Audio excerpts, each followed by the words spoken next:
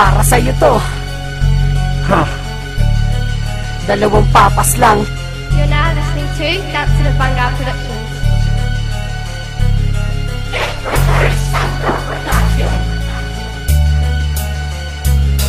Simula na kayo'y lumabas, laganap na ang kitid ng utak na mapayak. Kalaban ang di masisig, nakaalaman ng Sandro na hindi nyo makamtan. Gusto mo ng payabangan, wag na baka masaktan. Lakitan ng masakit talaga ko magsalita. Wala kong takot sa mga hinayupak nyo na banta. Ikaw ang kikilalanin kung ang bibig mo kang hambo. Laglag daw aming bayag, wasak naman inyong panto.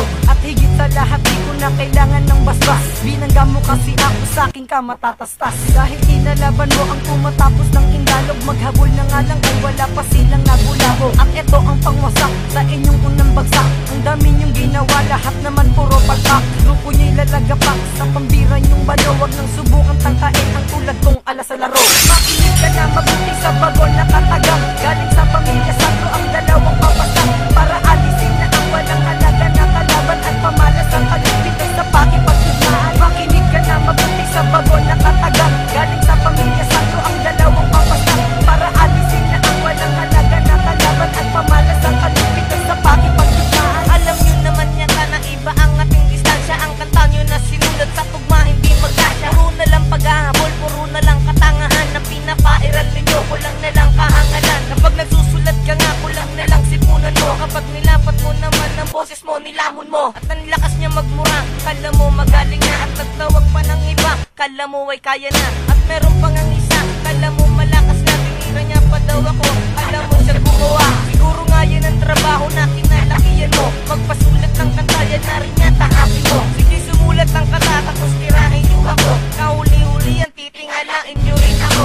Huwag na kayong umasa, meron pa kayong makuha. Ang saglit na kasayahan sa huling pagluluksa. Makinig ka na mabuti sa bago na katagang. Galing sa pamilya Sandro ang dalawang papasang. Para alisin na ang walang halaga na kalaban at pamalas ang kalupitan sa pakipagtigmaan. Makinig ka na mabuti sa bago na katagang. Galing sa pamilya Sandro ang dalawang papasang. Para alisin na ang walang halaga na kalaban at pamalas ang kalupitan sa pakipagtigmaan. Ipanapos para sa walang halaga na tula. Para marinig nyo naman ang mga bagong tugma na nanggaling sa nasabing linya naming tinatabing at sinabi sa maraming natatanging pangmagaling lang ang dila at sinira sa madla at ang bandila. Nakikita't nakitila sa milangan na sawi na. Umuwi na dapat kasi baka makasahan ko. Pambanatan ng mga katagapalitan na kasanggaan mo. Makinig ka para malaman mo ang kalaban mo dito sa tugmaan. Umalis na at di na masaktan at baka matamaan. At meron bang tumama sa inyo? Wala kasi nga ang papangit ng inyong tugma. Kaya ko ng bilisan